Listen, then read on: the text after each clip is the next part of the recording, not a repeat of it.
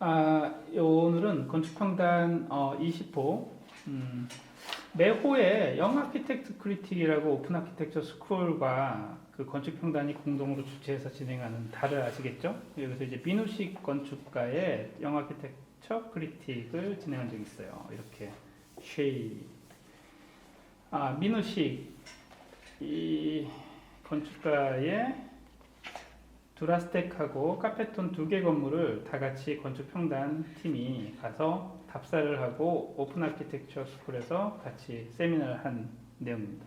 이종원 선생님의 코멘트가 있고 공철 여기 갔다 오는 그 건축평단 멤버들이 다 글을 쓰게 되어 있어요. 그래서 가면 의무적으로 촌평이라는 형식으로 짧게 이렇게 글들을 쓰고 있습니다. 그래서 여러분들이 모두 다 읽어주면 이 책을 안 사겠죠? 그러니까 몇 개를 읽어볼게요. 박영태 선생님의 글도 읽고 싶은데 너무 길어. 너무 길어요. 재밌을 것 같은데. 그래서 마지막 거 현명석 선생님의 글을 한번 읽어보겠습니다. 현명석 선생님 소개, 이 건축평단 맨 뒤쪽에 보면 글쓴이들을 다 소개하고 있어요. 현명석 선생님은 서울시립대 학부와 대학원에서 건축 공부했고요. 조지아 공대 전후 미국 건축 사진에 대한 이론으로 박사학위를 받았어요. 케네소우 주립대에서 건축 디자인 커뮤니케이션 건축사 등을 가르쳤고요. 서울에서 현대 건축의 재현과 매체, 시각성, 디지털 건축을 해서 디자인을 가르치고 있습니다. 네. 아주 활발하게 건축평단의 일을 도와주고 같이 글도 계속 써주고 계시는 현명석 선생님 글을 읽어보고 싶습니다. 민우식, 민워크샵이에요. 회사 이름이 두라스키텍 본사 그리고 카페톤이 두 개를 다녀온 겁니다. 아까 보여드렸던 중간에 한번 또 볼게요. 그래서 일단 눈에 띄는 공통 요소이자 전제는 넓게 확장하는 평평한 콘크리트 슬래브다. 콘크리트 바닥이라는 거예요. 넓게 확장하는 또는 곡면에 가깝게 평평한. 한번 볼까요? 넓게 넓게 확장하는 이 곡면에 가까운 이 콘크리트 이 슬라브라고 그러거든요. 지붕 슬라브. 그리고 앞에 이 두라스텍도 이 큰 슬라브가 보여요? 지붕의 슬라브? 이 지붕판 큰 슬라브 아래 여기에 이제 평면들을 막 배치하는 거예요. 큰 슬라브 아래 이렇게 대충 뭐 처음 건축 전공이 아니신 분들을 위해서 설명합니다. 단층인 두라스텍, 단층이죠? 한 개층짜리, 얘는 2층짜리고 두라스텍에서 수평 슬라브는 땅에서 건물을 분리하는 기단이 되거나 상대적으로 기단은 이제 파운데이션 같은 뭔가를 올려주기 위해서 받치는 상대적으로 두텁고 무거워 보이는 지붕면, 굉장히 두껍죠? 두껍지 않아요? 이거 뭐 스케치도 두껍죠? 여기서도 두꺼워요, 꽤. 이렇게 두꺼울 필요가 있나? 한번 봅시다. 상대적으로 두껍고 무거워 보이는 지붕면이 된다. 이건 디자인 의도 아니냐는 얘기예요. 이거 2층인 카페톤, 이 2층이에요. 두 개 층짜리죠. 근데 여기는 진짜 얇아 보이네. 그 생각 못했네. 얇아 보이죠. 여기 얇아 보여요. 2층인 카페톤 역시 크게 다르지 않다. 기단에 더해 1층과 2층을 나누는 슬래브가 더해졌고 그 위에 이 건물에서 가장 눈길을 끄는 요소 곧 10m에 30m 굉장히 큰 거 갖다 매달아 놨어. 딱 눈에 띕니다. 장방형 평면의 긴 축 가운데를 향해 우아하게 처진 곡면에 지붕 슬라브가 부유하고 있다. 떠 있다는 얘기예요. 넓고 무겁게 수평으로 확장되는 슬라브를 여타 다른 건축 요소, 특히 물리적 존재감을 드러내는 대규모 덩어리에 독립된 개별 개체로 보이게 하려는 건축가의 의도가 두 건물 모두 명백하다. 두라스텍 본사에서는 단층짜리 개별 프로그램을 담고 있는 다양한 형태와 규모의 6개 덩어리를 마치 슬래브 사이에 끼워 있으면서도 그 바닥과 지붕에서 분리된 것처럼 보인다. 왔다 갔다 하는 거 힘들어. 컨셉 이미지죠. 6개의 것들이 하나의 지붕 아래 따로 분리되어 있는 것 같지만 사실은 연결되어 있죠. 그 안에. 이게 하나의 건물이에요. 근데 그 안에 덩어리들이 이렇게 분리돼서 보이지만 내부는 하나에 연결된 거예요. 이렇게 다 연결되어 있습니다. 자, 어디까지 읽었나요? 분리된 것처럼 보인다. 덩어리의 모서리를 따라 바닥에 설치된 조명.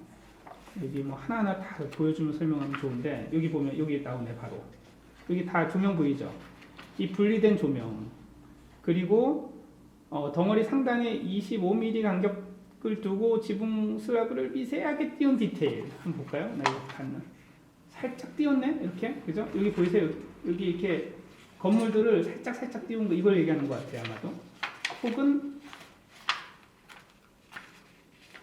여기서 잘 안 보이네요. 아무튼 하여튼 띄웠다는 거예요. 분리시키는 것처럼 보이게 하기 위해서. 그래서 사실 분리된 건 아니죠. 그리고 지붕 슬래브와 덩어리가 접하는 부분을 모서리로, 그러니까 이렇게 모서리로, 여기 모서리 보여요? 여기 모서리 이런 걸로 한 거 아닐까? 모서리로 최소화하는 일부 덩어리의 박공 형식. 이게 맞네. 이렇게 붙으면 한 덩어리로 붙어 있는 게 명백하니까 이렇게 떨어져 있는 놈들 중에 몇 개 정도는 박공 모양으로 이렇게 해서 최소한으로 해서 이렇게 떠 있는 것처럼 큰 지붕 아래 얘는 별도로 있는 것처럼 일부의 덩어리 박공 형태 등을 시각적 분리하기 위한 장치를 했다. 카페톤 역시 이 의도가 일관되게 유지된다. 카페톤. 자, 계속 읽읍시다. 이게 너무 오래 걸립니다.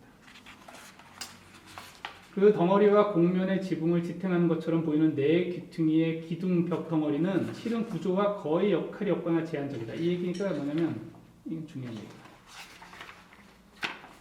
여기 다이어그램에서 보면 이 네 개의 거대한 기둥이 이렇게 떠 있지만 사실은 얘가 이따 설명이 아마 될 것 같은데 실질적인 구조가 아니에요. 여러 가지 이유에서 구조가 안 됐어. 어떻게 있어? 역할이 없대. 그래서 제한적이거나. 가까이서 다가보면 이 네 개의 수직 기둥, 벽 덩어리와 층을 나누는 수평 슬래브 사이에 떨어진 간격이 확인된다. 실질적으로 슬래브는 1층의 원 기둥이 지탱하며, 그러니까 이게 이 네 개의 기둥으로 받칠 것 같지만 사실은 실제적으로는 그게 아니라는 거야. 공면 지붕 슬래브 무게의 상당 부분은 2층에 있는 1m 간격으로 배치된 철골 창 멀리온이 담당한다. 멀리온이 뭐냐면 우리가 창문 프레임의 수직 프레임이라고 보시면 되는데, 자 봅시다. 여기서 보면 여기에 창문이 있죠? 이렇게 수직 프레임이 있지. 이게 멀리온인데 창문의 프레임은 원래 다른 뷰가 있나? 여기 있죠. 여기 보면 이게 창문 프레임처럼 보이잖아요. 근데 사실은 무게가 여기 4개에 지탱하는 게 아니라 얘네들한테 분포를 똑같이 해서 얘네들의 무게를 이렇게 분배해가지고 떨어뜨리는 구조는 사실상 얘네들한테 있는 거야. 사실상 얘한테 다 보이게 하는 건 치팅이라는 거야. 그러니까 그거에 기만이라는 얘기 나오네 바로. 이 멀리온은 실질적으로는 이 멀리온이 구조를 담당한다. 특히 카페톤에 나타나는 이런 식의 구축적 또는 비구축적 접근. 이게 뭐냐면 구축적 접근은 뭐예요? 얘가 꼭 이 구축적으로 이렇게 스트럭처를 이렇게 얘네들이 분배하는 것처럼 보이지만 비구축적? 사실은 그렇지 않다는 거예요. 아마도. 그래서 에이텍토닉한 비구축적 접근을 민호식은 건축적 기만이라고 부른다. 그러니까 알고 있다는 거예요. 그러니까 치팅을 한다는 거야. 치팅을 하는 걸 알고 있다는 거야 본인이. 이때 기만이란 아마도 내력 구조체로 여겨질 법한 거대한 수직 덩어리, 아까 4개, 그것이 지탱해야 할 슬래브를 지지하지 않고 오히려 관습적으로 비내력적인 요소. 그쵸? 창문 프레임이 지붕 슬래브를 받치는 건 관습적으로 사실 비내력, 그러니까 힘을 받지 않는 거지. 힘을 받지 않아야 되는데 힘을 받는 놈이 돼버린 거예요. 그래서 창 멀리온을 구조체로 활용하는 전략을 수사하는 말일 것이다. 이 기만한다는 거예요. 구조체인 듯이 보이지만 스스로 구조체가 아니라는 사실을 선포함으로써 오히려 구조체를 재현한다는 말이다. 이와 같은 논리는 예컨대 두라스텍 본사에서 덩어리를 이루는 요소가 내력 벽돌이 아니라 치장 벽돌이라는 사실에도 적용된다. 이 얘기는 뭐냐면 내력 벽돌은 힘을 받는 벽돌이에요. 치장 벽돌은 장식용이라는 뜻이야. 두라스텍 볼까? 두라스텍의 이 벽돌들 있죠. 두라스텍의 이 벽돌들이 사실은 치장 벽돌이잖아요. 치장 벽돌 맞나? 잠깐만 여기 글을 봅시다. 제가 내력 벽돌이 아니라 치장 벽돌이다. 그러니까 예를 들어서 치장 벽돌이면 외부처럼 이렇게 치장해서 모양새라고 생각하지만 사실은 그 안에 그 힘을 벽돌이 받아야 되는데 이 모양대로라면 이 벽돌이 받아야 되는데 아마도 사실상 이 안에 콘크리트가 있고 얘는 그냥 내력이 그러니까 힘을 받는 벽돌이 아니라 모양을 내기 위한 벽돌이다 이런 표현인 것 같아요. 얼핏 보기엔 이런 식의 전략은 19세기 후반 발견되는 미스 반데로에 같은 굉장히 굉장한 건축의 거장이죠. 같은 거장의 작업에서 정점을 이뤘던 구축술의 의제를 상기시킨다. 예컨대 구조적 역할이 거의 없는 바르셀로나 독일관 이거 사진 없나? 바르셀로나 이거 쳐보세요. 굉장히 유명한 독일의 그 바르셀로나 그 파빌리온이라고 하는 프로젝트가 있거든요. 미스 반데로에가 한 건데 거기에서 보면 십자형 기둥이나 지면까지 연장되지 않는 시그램 빌딩 이 십자형 기둥 이게 되게 얇은 기둥인데 얘네가 사실상 구조 역할을 하고 거기에 있는 구조적 역할이 거의 없는 그죠? 십자형 이 기둥이 구조적 역할이 거의 없는 거랑 그 지면까지 연장되지 않는 시그램 빌딩의 I 형광 멀리온을 통해 구현된 구축술이다. 그게 이제 이미 뭔가 이런 방식이 서술이 있었다는 얘기죠. 과거에 히스토리를 찾은 거예요. 그러나 민호식과 미스 사이에는 중요한 차이가 있다. 미스급이 아니란 얘기일까? 한번 읽어봅시다. 둘의 결정적 차이는 미스의 구축술이 본질적으로 변증법적이며 미메시스적이라는 데에서 비롯된다. 어려운 얘기예요. 미메시스죠. 이 본질을 이렇게 담는다는 얘기일까요? 미스의 구축술에서 테크놀로지로서 시대정신 그리고 핵심 형태, 코어폼, 예술의 형태, 아트폼은 서로 긴밀하면서 긴장된 관계를 유지한다. 이게 뭐 이렇게 변주를 한다는 얘기예요. 미스의 십자형 기둥이나 I 형광 멀리온은 핵심 형태를 은유하는 예술 형태이자 그 자체로 테크놀로지의 현전이다. 다시 말해 미스의 십자형 파빌리온, 미스 반데로의 바르셀로나 파빌리온의 십자형 기둥과 I 형광 멀리온은 건축과 당대 테크놀로지 또는 아방가르드가 교전하는 역사의 현장이고 그 교전이 시로 승화된 것이다. 그러나 기만의 심층에서 치열하게 대립하고 결합하는 역사적 실체가 민우식의 건축에는 없다. critic이에요. 이것은 민우식 개인의 문제라기보다 한국 현대 건축의 구조적 문제다. 얘네들은 이제 구조와 미와 뭐 이런 어떤 디테일이 아주 긴밀하게 결합돼서 승화돼서 시적 표현의 완성을 이뤘다. 이게 미스 반데로의 디테일의 텍토닉한 이야기인데 여기서는 없다. 민우식 개인의 문제라기보다는 한국 건축 자체의 문제다. 두라스텍 본사에서 치장 벽돌, 그러니까 장식뿐인 벽돌의 활용은 사실상 역할하지 않는 장식 벽돌의 활용은 현재 시점에서 오히려 일상화된 진부함에 가깝고 여기 너무 많다는 거지. 벽돌 막 예쁘게 꾸며갖고 막 예쁘게 쌓고 하는 거 사실상 구조적 기능을 하지 않는 그래서 카페톤에서 네귀퉁의 덩어리에 상응하는 당대 건축의 의제는 명확하지가 않다. 좀 더 가까운 과거에서 기만의 사례를 떠올려 보면 그러니까 뭔가 힘을 받는 척하면서 안 받거나 안 받는 척하면서 사실상 힘을 받는 그런 것들을 시도하는데 미스만큼은 아니다 이런 얘기인 것 같아요. 피터 아이젠만의 잘려진 기둥을 들 수 있다. 이때 잘려진 기둥의 역할은 그것이 보는 이가 통상 기대하는 기둥의 역할이 거세된 상태를 드러내는 데 있다. 이거 또 다른 기만인데 뭐냐면 기둥이 있는데 쭉 가다가 진짜 잘라놓은 것 같아. 정확한 이게 레퍼런스는 기억이 안 나는데 피터 아이젠만은 해체주의 건축가 중에 하나죠. 유명한. 그래서 이렇게 있으면 잘라져 있어. 그럼 사실상 기둥으로서 놨는데 기둥의 역할을 안 하는 걸 드러내 보여주는 거야. 그죠? 보는 이가 기둥에서 역할의 부재에 주목하거나 그것을 질문하게 하는 거야. 그러니까 인식을 건드는 거예요. 왜 거기다가 왜 기둥 자리에 기둥 모양을 놨는데 잘라진 기둥을 놓음으로써 기둥의 역할을 하지 않는 놈을 왜 놨냐. 그래서 질문을 하게 하는 거야. 이 기둥을 생성해낸 개념적이고 지적인 작업이야. 그래서 건축을 인식하게 하는 거야. 이게 건축이 있구나 거기. 그게 건축이란 무엇인가. 이런 질문을 자꾸 던지게 하는 거죠. 지적 작업이에요. 그러나 이런 식의 읽기 역시 민우식의 건축에는 없다. 기만을 통해 드러나는 부재하는 실체가 없다는 말이에요. 기만을 했는데, 좋아, 기만을 했으면 뭔가 없던 놈을 드러내는 게 예술이잖아요. 부재하는 실체. 자, 이로써 그 자리에 기둥이, 그럼 기둥이란 무엇인가? 기둥이 있는데 기둥이 잘렸어. 기둥이 뭐야? 건축이 뭐야? 뭐 이런 질문을 꺼집어내는, 뭔가 심연에 무엇을 꺼집어내는 행위가 없다. 그러니까 기만을 했는데 부재하는 그 어떤 심연한 부재의 실체가 있느냐, 이런 크리틱을 아주 세게 하네요. 요컨대 민우식의 기만은 반전을 의도하는 건 맞아. 근데 반전의 깊이가 얕다. 세다. 그렇다면 민우식의 기만의 목적은 단지 보는 이를 매혹시키냐, 그냥 유혹하려고 하는 거냐, 더 이상 지향성이나 뭘 의도하거나 깊이를 질문할 필요가 없는 것일 수도 있다는 거 아니냐. 목적 자체가 그런 거다는 거예요. 그럴 수 있다는 거야. 그러나 이런 식으로 정당화하기에는 민우식의 건축에 나타나는 기만의 양상이 지나치게 명쾌하다. 지속 가능한 매혹은 더 이상 깊이 들어갈 수 없는 표면의 효과다. 경험하는 대상의 심층이 파악되거나 장악될 수 없을 때 배가 되는 효과다.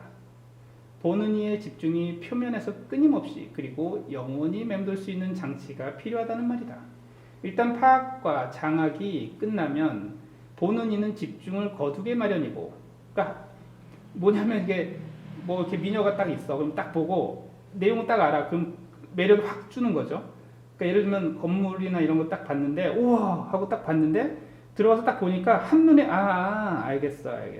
그럼 이제 그 뒤로는 더 이상 안 보는 거지. 집중을 거두게 마련이고, 따라서 집중을 잡아둘 치밀한 전략이 없이 매혹은 성취될 수가 없다. 매력적이지 못하다는 얘기죠. 그렇다면 기만으로서 민우식의 건축이 우리에게 제기하는 게 뭐냐? 있지 않겠냐? 한번 물어봅시다. 민우식의 건축에서 기만은 오히려 핵심이라기보다는 기믹에 가깝다. 기믹. G-I-M-M-I-C-K. 다시 말하지만 치장벽돌로 둘러싼 균질한 거석, 모노리트죠. 이게 덩어리, 거석 덩어리나 내규청이의 거대한 덩어리가 수평 슬라브와 맺는 기묘한 방식의 관계를 통해 선사하는 반전이나 충격은 그리 오래 지속되기 어려워 보인다. 그것의 깊이나 매혹의 전략이 부재하는 까닭이다. 필자가 보기에 오히려 핵심은 그런 기만을 통해 더욱 뚜렷이 드러나는 건축물을 이루는 분절적이고 독립된 성분과 그것의 고유한 양상으로 보인다. 조금 더 읽어볼까요? 이 문제를 더 자세히 다루려면 두라스텍 본사와 카페톤의 공이 나타나는 수평 슬라브의 전제를 다시 살펴볼 필요가 있다. 수평 슬라브는 르꼬르비제의 도미노 이후 주류 서양 현대 건축의 조건이다. 이게 뭐냐면 수평 슬라브는 도미노라고 르꼬르비제가 어떤 콘크리트라고 하는 그 구축 방법에 의해서 어떤 부재들을 기둥, 뭐 이렇게 좀 설명이 어려워요. 뭐 이렇게 길어져. 네 개의 기둥으로서 그 어떤 벽이나 뭐 좀 더 읽어봅시다. 주류 서양 현대 건축의 조건이다. 두라스텍 본사와 카페톤은 특히 이런 수평 슬라브를 다른 건축 요소와 분리시켜 뚜렷이 드러나는 까닭에 르꼬르비제나 니스, 루이스 칸 등이 막닥뜨렸던 무한히 확장되는 격자형 공간과 중심성 사이의 긴장이라는 주제를 다시 연상시킨다. 이 주제에 천착해 현대 건축의 딜레마와 양상을 인상적으로 제시한 이가 콜린 로우다. 콜린 로우는 예컨대 슈타인 주택을 다음과 같이 도미노에 근거한 중심을 벗어나고자 하는 수평적 확장과 역동성이 육면체 건물 형태를 경계짓는 팽팽한 막의 경계와 만나 내폭하는 긴장의 양상으로 설명했다. 여기까지 읽고 조금 그러니까 이런 거예요. 그러니까 여기 중심성이라는 건 뭐 이제 예를 들어서 뭐가 있을까요? 고정 건축에서 왜 시미트릭한 것들이 있잖아요. 왜 그 뭔가 기둥이나 벽이나 이런 것들이 다 꽉 차가지고 그 위에 어떤 구축의 조건을 제약하던 어떤 그런 것들이 아주 필요한 골격만 남겨놓고 슬라브와 기둥 같은 것만이죠. 예전에는 기둥이 이렇게 벽이랑 구분되기 어려웠단 말이에요. 기둥이 있으면 슬라브가 이렇게 있어. 그러면 기둥과 슬라브를 뺀 이 공간들의 벽이나 이런 것들은 되게 자유로워지는 거예요. 그럼으로써 이 수평창을 뚫을 수 있는 여지나 그리고 아까 얘기했지만 긴 처진 큰 슬라브로서 밑에 구조체 혹은 공간들이 자유를 얻었다는 거예요. 그러니까 구조가 자유로워짐으로써 수평 이게 슬라브 위에 슬라브와 아래 슬라브 사이의 이 공간들이 자유롭게 배치된다라는 건 근대 만들어낸 성취죠. 그 얘기예요. 좀 어려울 수 있어요.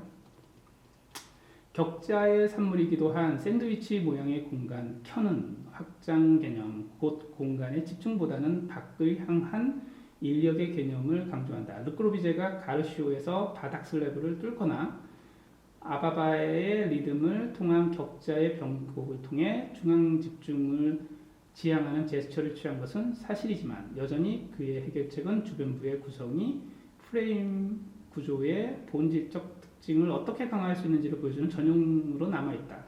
그것은 프레임과 맺는 대입법의 관계 속에 들어선다. 그리고 이를 통해 이미 힘을 상실한 건물의 중심은 더욱 약화되고 반면 공간의 가장자리 경계는 강화되거나 그것의 긴장감이 부여된다.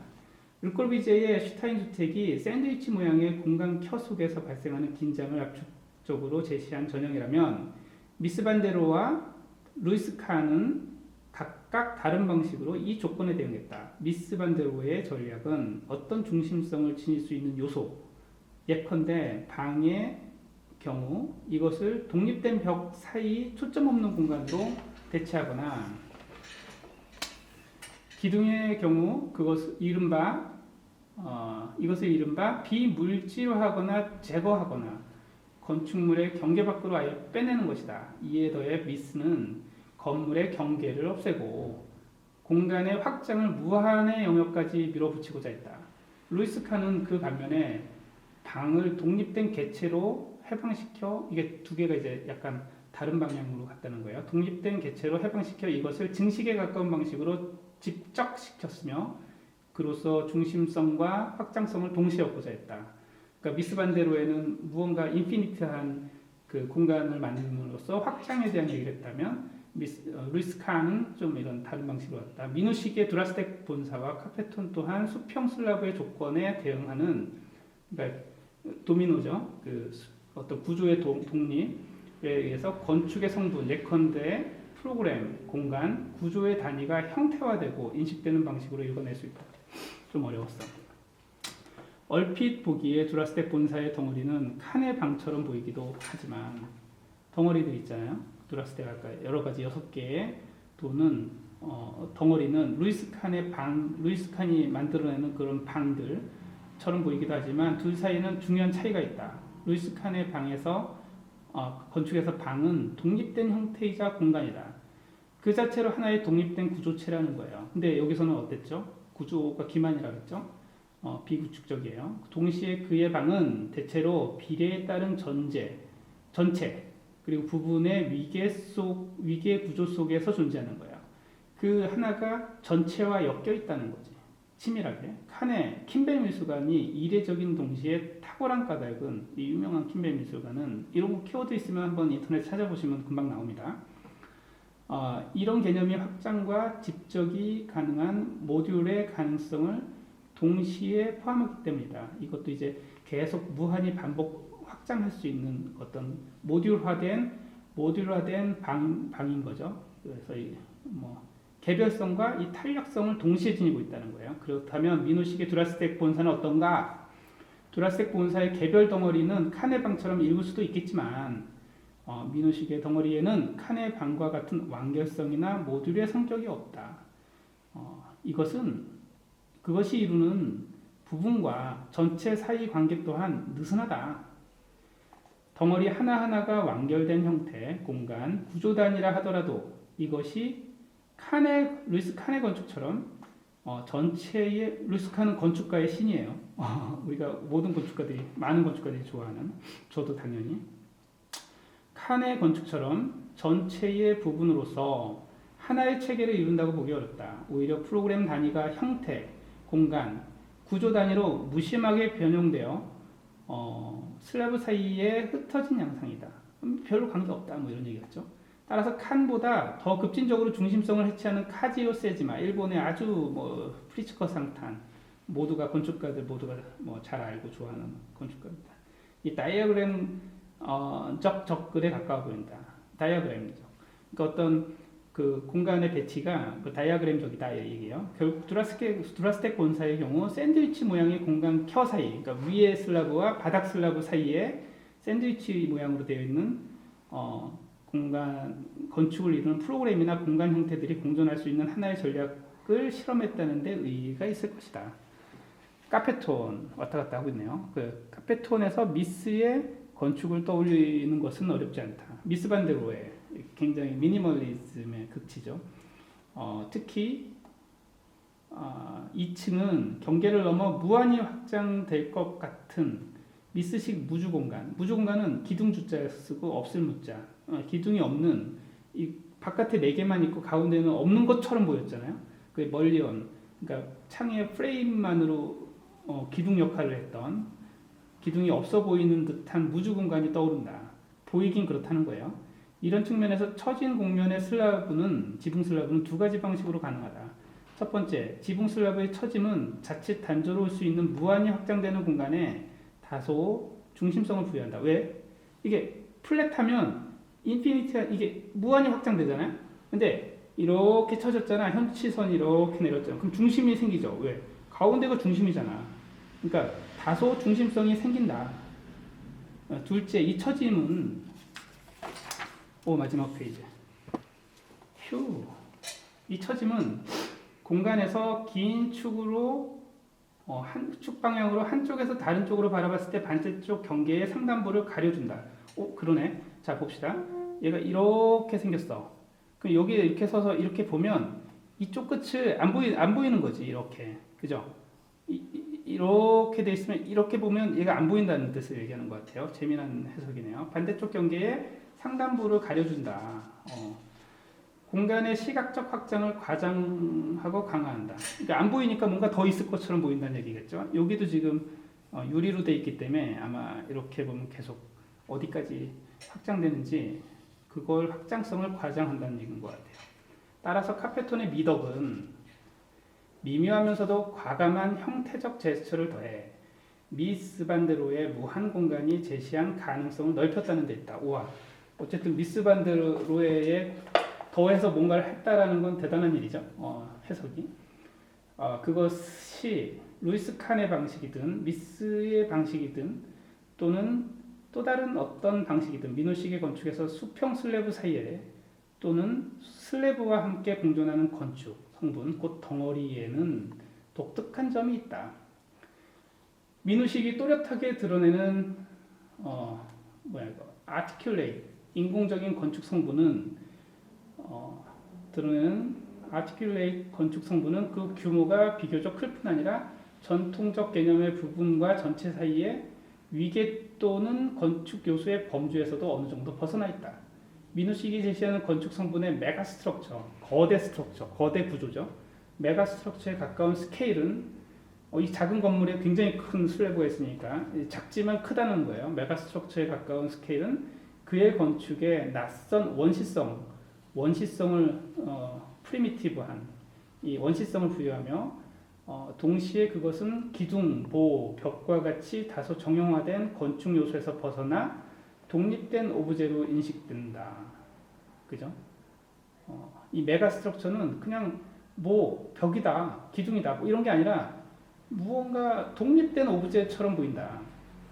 그러니까 어떤 사물을 뭔가 고유하게 만들어준다. 굉장히 좋은 얘기죠. 이 구도 안에서는 애초에 이익을 서두의 전제로 삼았던 수평 슬라브 역시 슬래브가 아니고, 그러니까 수평 바닥도 그냥 우리가 아는 그냥 죄송합니다. 바닥 뭐 천장 이런 게 아니고, 이게 중요한 얘기죠. 그냥 우리가 일상으로 기둥이 아니고 수평 슬라브 역시 그냥 바닥이 아니고 여타 익명의 덩어리와 동급에 있는 또 다른 덩어리일 뿐이다. 긍정하는지 부정하는지 봅시다. 요약하자면 민우식의 근작에서 필자에게 가장 흥미로웠던 점은 건축가가 의식적으로 독립성을 부여하는 그리고 다소 비관습적, 우리가 하는 일이죠. 아티스트들이 비관습적인 방식으로 규정되는 낯선 스케일의 건축 성분이 형태로서, 그러니까 낯선 스케일이라는 건 지붕이 저렇게 넓어도 돼? 뭐 이런 거지. 비디오가 끊긴 것 같아서 다시 여기서 할게요. 요약하자면 민우식의 근작에서 필작의 가장 흥미로운 지점은 건축가가 의식적으로 독립성을 부여하는, 그리고 다소 비관습적 방식으로 규정되는 낯선 스케일의 건축 성분이 형태로서, 공간으로서, 구조로서, 그리고 하나의 전체를 향하는 부분으로서 결합되는 양상이다. 낯선 스케일이라는 게 뭐예요? 아까 이게 지붕이 우리가 익히 아는 그 정도의 사이즈가 아닌 거야. 뭐 큰 규모의 건물은 아닌데 우리가 아는 이런 어떤 부재가 독립성을 갖게 되는 거지. 그럼으로써 얘네들이 전체를 향하는 부분으로서의 결합의 양상을 갖고 있다. 민우식의 건축물을 이루는 건축 성분의 정의와 전개 양상이 가져올 새로운 가능성을 기대해 본다. 무언가 여기서 새로운 성분이 있다는 거예요. 멋진 크리틱이네요. 글을 맺으며 더 근본적인 질문 하나를 제기하고자 한다. 과연 민우식의 건축을 르꼬르비제, 미스, 루이스 칸과 같은 서양 현대 건축의 거장들의 비추어 읽어내는 것은 정당한가? 그렇지. 이게 지금 굉장히 거대 거장들 얘기들이 한두 개가 나온 게 아니에요. 지금 이 글에서. 이 질문은 어찌 보면 상식적이지 않다. 민우식을 비롯한 당대 한국 현대 건축가 대다수가 서양 현대 건축의 유산을 레퍼런스, 참고 삼아 작업하고 있는 현실은 주지의 사실이 있다. 그렇기 때문에 뭐 가당치 않다. 실제로 민우식 본인도 루이스 칸이나 알바로 시자 같은 알바로 시자가 이런 걸 하나 한 게 있거든. 이렇게 굉장히 큰 슬라브를 진짜, 이건 기만이지만 민우식이 한 건 알바로 시자는 기만이 아닌 진짜 구조의 라인 하나로 아주 얇은 거대한 현지 그 슬라브를 만들어낸 게 있어요. 프로젝트이.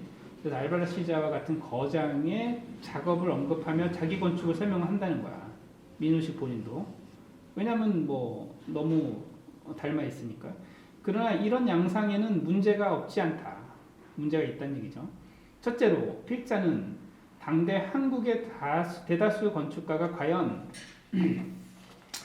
자신이 레퍼런스 삼고 있는 본질적으로 변증적인 서양 현대 건축의 역사적 흐름과 이론적 의제를 명확히 인식하고 있는지 의문이다. 내용 다 이렇게 얘기하는 것도 알고 있냐? 알고 하는 거냐? 둘째로, 과연 그렇다 하더라도, 알고 있더라도 그 레퍼런스의 방식이 단절된 역사를 기반으로 하는, 왜냐하면 한국은 단절되어 있었죠. 단절된 역사를 기반으로 하는 한국 현대 건축의 맥락에서 유효한 거냐? 의문이다. 자신이 근거로 삼는 역사와 이론에 깊이 이해하고 자신의 맥락 속에서 끌어오는 작업은 자신의 건축의 정체성을 확보하는 데 필수적인데, 동일시가 됐든 차별화가 됐든 하나의 건축이 그것이 참조하는 선례를 역사적이고 이론적 층위에서 어떤 방식으로 딛고 서 있는지 개념화하는 것은 작업의 생명력을 좌우하는, 그리고 상당히 치밀한 전략을 필요로 하는 그런 작업인 거예요. 건축물 자체의 질을 문제 삼는 게 아니에요. 민우식을 비롯한 수많은 당대 한국 건축가의 건축물은 질만 따지자면 이미 상당 수준에 이르렀다. 이미 잘 짓고 있다는 거예요. 섹시하게, 멋있게 잘 짓고 있다는 거예요. 한국이 짧은 시간 안에 이런 건물들을 만드는 건 대단한 일이다. 그런데 예컨대 민우식이 빛을 다루는 방식 끝내줘요. 그의 디테일이 갖는 시각적 선명함의 탁월함을 봐라. 아주 멋있거든요.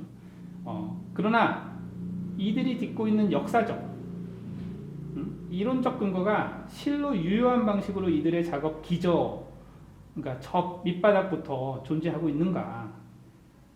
이 질문에 대한 답변이 부정적이라면 우리는 함께 성찰하며 책임을 물어야 하지 않겠냐? 건축가는 실천을 할 뿐 책임은 전적으로 비평가에게 있지 않냐고 반문할 수도 있어요. 하지만 이런 식의 책임 전가는 반만 맞는 말이에요. 건축가의 의식이 부재하는 조건 아래에서는 비평 또한 한계를 지닐 수밖에 없습니다. 그러니 우리 모두 함께 애써야 하는 거 아니겠습니까? 자, 여기까지 읽을까요? 아주 여러 가지 건축 이론이나 이런 글을 하나 읽을 때마다 건축의 어떤 요소, 전체적인 것들을 공부하는 계기가 되는 것 같아요. 계속 읽어가겠습니다. 감사합니다.